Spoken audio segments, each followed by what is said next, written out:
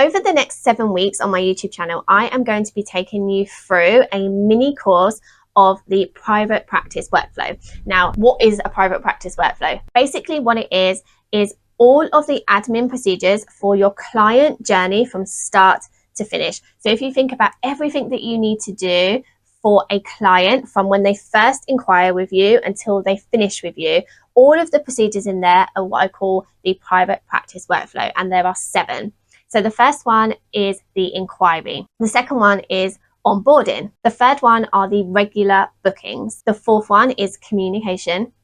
The fifth one is invoicing. The sixth one is client reports or client notes. And the seventh one is offboarding. I'm going to do one video for each of these areas, and I'm going to help you create your own private practice workflow, your own client journey for your private practice. This is going to be really valuable, and I would really love for you to start at the beginning. So whether you're on video 2, video 3, video 5, I want you to go back and start from video 1. It's going to really help you put everything in order so that you can create this for your own practice. I'm also going to create a mini course out of this. So I'll leave a link in the description. Once it's created, you'll be able to click the link and log on Thinkific so that you can go through the course, and it will have all of the resources that I talk about all in one place, so you don't have to sign up for all the different free resources, because I go through quite a lot in each of the videos. So let's get started right away. And in this video, we are going to be talking about invoicing. This is how I got started working with therapists in private practice.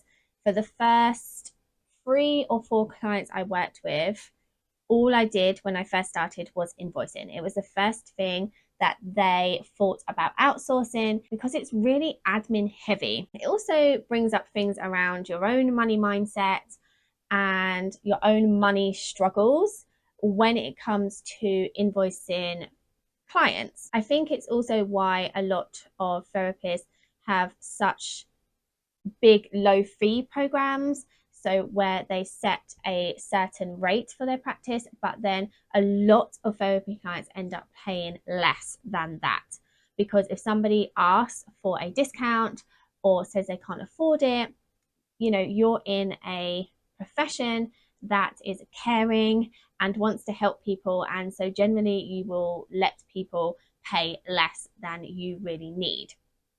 So I think the thought of outsourcing the majority of this is really appealing, but you can make some decisions for yourself up front before you start working with clients in private practice, or when you're getting all of your practice organized, in order to mitigate some of these problems. So I'm not going to talk about fee setting and things like that in this video. We are purely going to stick to invoicing. But if you do still want to have a look at your fee and make changes to that, I do have another video that I will link to, all about how you can set a fee that you need so you can make sure that you're earning enough money. When it comes to invoicing, my number one tip, the number one thing I tell everybody, is to actually send a physical invoice. And we're going to talk about how in a minute, but my number one tip for making you look professional, making sure you're getting paid on time, and clients not querying, is to actually send a physical invoice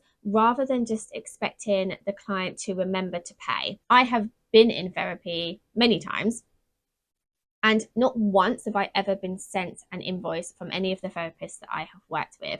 They have told me, you know, just pay me before you come to the session, and most of the time I would forget. Nowadays, we are sent reminders and all of that stuff so often that if we're not sent something, it just slips our mind. And what would inevitably happen is that I would get on the session with the therapist and then be like, oh my God, I haven't paid you. I'm so sorry. But then by the time the session had finished, I'd forget again. And then it would come to the next week and then I'd owe 2, and it builds up. And that also can make people stop coming to therapy if the therapy bill builds up over time, just because they've forgotten, not because they didn't have any intention of paying. But then it becomes a much bigger problem. And instead of owing for one session each week, which is, you know, pretty manageable, I'm sure, if people have signed up for therapy, they now start owing 2 or 3 or 4 sessions, and it can become a big problem. And that is why I would suggest to always send your clients an invoice. Yes, it is more admin. Yes, it feels more time consuming, but I promise you it's not going to be as time consuming as constantly chasing your clients for payments. There's so many people that I have started working with who have told me that their clients are up to date and things like that. And then when I look back and look at their bookkeeping and how many sessions they've paid for, there's always odd payments missing, or sometimes people have even overpaid and the therapist has not noticed.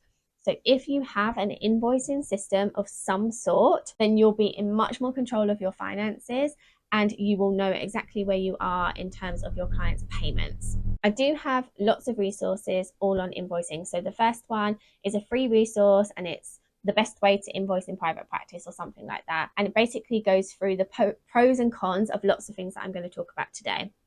If you would like to stick with a manual invoicing system, I also have invoicing templates, which is an actual invoice template, but it also comes with an invoice log so that you can keep track of invoices and payments so you don't miss any payments or don't, accept duplicate payments from clients. So if you'd like to look at those resources, they will be in the description below. So let's first think about when you are going to invoice your clients. Do you want to invoice on a session by session basis?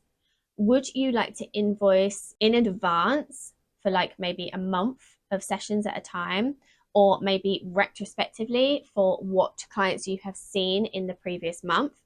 Or maybe you'd like to invoice in blocks. So maybe you'd like to invoice for 6 sessions at a time. These are all ways that you can invoice in private practice, and within my client base, we use all of these. So some of them do session by session, some of them invoice a month in advance, some of them invoice retrospectively, and some invoice in blocks. You can also choose to do different things with different clients in your practice as well. So you don't have to stick to a one size fits all if that doesn't work for you or your clients. But I would suggest trying to find one way that works best for the majority so that you're not kind of invoicing all the time. And in that free resource I was talking about, I go through in depth the pros and cons of all of that. So I will link to that in the description, or if you're watching this on the free course, you will have that in the resource section. The next thing you want to think about is how you are going to invoice. So you can invoice manually. You can use an invoicing platform like Stripe or PayPal. For some people, you can use your bank. So for example, if you're using Starling, you can upgrade to the business toolkit and then you can invoice your clients directly from your bank account. You can invoice them from your accounting software. So if you're using QuickBooks or Xero or Sage, you'll be able to invoice your clients through that. And you can also invoice your clients if you are using an EHR. So if you're using a system like Power Diary, every time you book an appointment on the system, it's going to automatically create an invoice, which is amazing because it takes a lot of admin out of your hands. What I would suggest is if you are choosing to invoice manually, I wouldn't do that on a session by session basis, just because you are going to have to invoice every single week and create all these manual invoices. And if you've got quite a large practice, that's going to take you quite a lot of time. Also, if you're invoicing manually, there isn't a pay link where somebody can just easily pay you. So they're going to do probably a backs transfer, or if you're seeing them face to face and you accept cash, they're going to give you cash.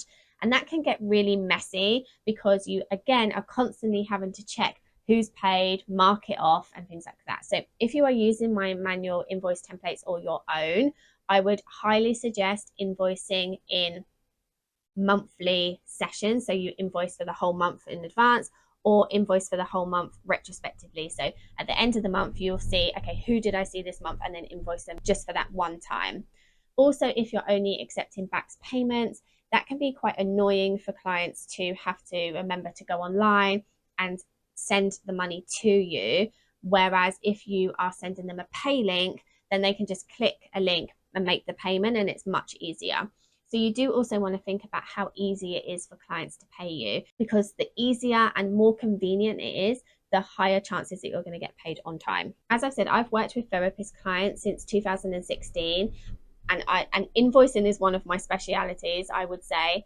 And so in my experience, the people that get paid on time and without kind of issues are people that have really strong invoicing procedures, people that follow up regularly. So for example, I do manual invoicing for one of my clients. We invoice at the end of the month for the following month.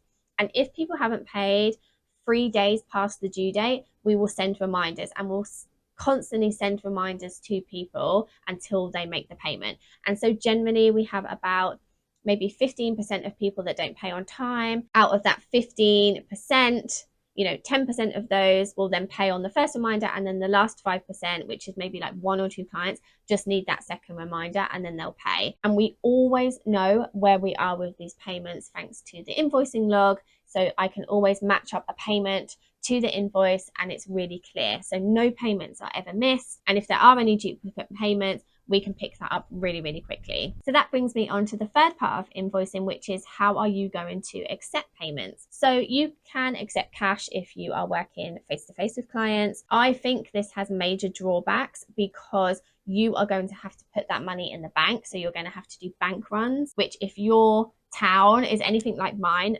in-person banks are completely closing down. I think we now have one in kind of like a 10-mile radius. So there's only one bank that I can go to put money in. And then that bank is inevitably busier because everybody within my town needs to go to that one bank.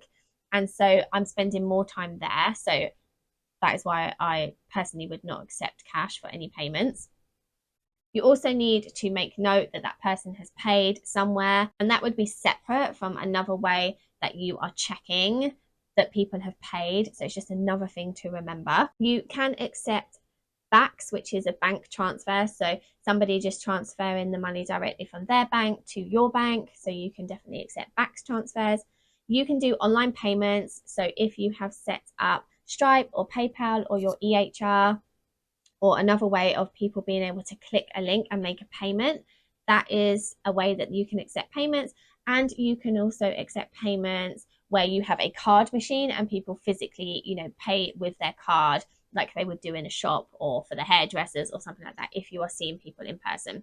So there are lots of ways that you can accept payments. I would probably stick to 2 ways. So I would suggest doing an online payment of some kind, whether that's through your EHR, Stripe, your accounting system, somewhere that people could click a link and pay. And I would also accept backs transfers as well. And this means that you have to do less manual checking. So for example, if you use Stripe and you create all your invoices for the month, you can then really easily check any past due payments and you can see what hasn't been paid, and you can easily just resend them the invoice with a note saying, it looks like this has been missed. Can you please make the payment at your earliest convenience? If you're also accepting backs, you would need to check your bank account to see if anybody has paid that way, and then you would have to manually update the invoice to say that it has been paid. But it does give people another option, because in my experience, some people just prefer to pay that way. It really is up to you if you allow that or not.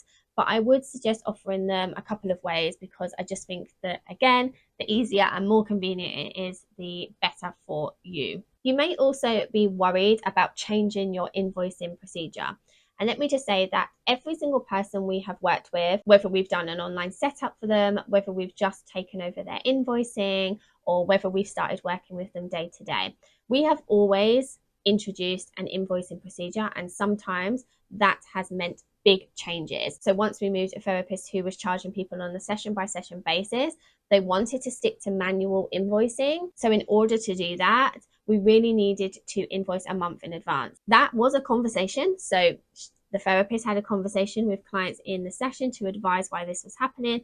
We then followed up with what the procedure was. We gave them notice as well. So for the first month, we asked people to pay twice. So we invoiced them for 2 sessions and then 2 sessions in the middle of the month. And then we moved to the monthly invoicing. But what I would say, just to reassure you, is that whenever you want to change a procedure in your practice, as long as that is communicated to your clients, as long as it makes sense for you or them, so as long as you can justify why this is happening, and as long as you are consistent with it, people generally do not mind. You might get the odd one who, isn't happy about a certain thing, but realistically, if it's going to work better for you as a business and for the majority of your clients, it's worth it. If you are working with medical insurance, that is a whole another board game. I do have a video on how we invoice insurers, and I've worked with medical insurance for the exact amount of time that I have worked with therapists. So I've really built up a good system for how to invoice medical insurers, how to consistently check that they're being paid, get the remittance for them, chase up any excess payments and things like that so that nothing is missed. Because when it comes to medical insurance, if you are not on top of it, you can very easily lose money. So I'm going to link to that video. I'm not going to talk about that in this video, but I just wanted to mention medical insurance, especially if you are in the UK. I don't know how the insurance system works anywhere else, but in the UK, if you're working with private medical insurers, I will leave a link to that video so that you can follow my complete invoicing procedure. I feel like this is a great start to invoicing. It's definitely something to get you thinking about, which is the when are you going to invoice, how are you going to invoice, and how are you going to accept payments. If you get those three things right, you can very easily build an invoicing procedure. In the next video, we are going to be talking about client notes and reports. So I'll see you in that one, and thanks so much for watching.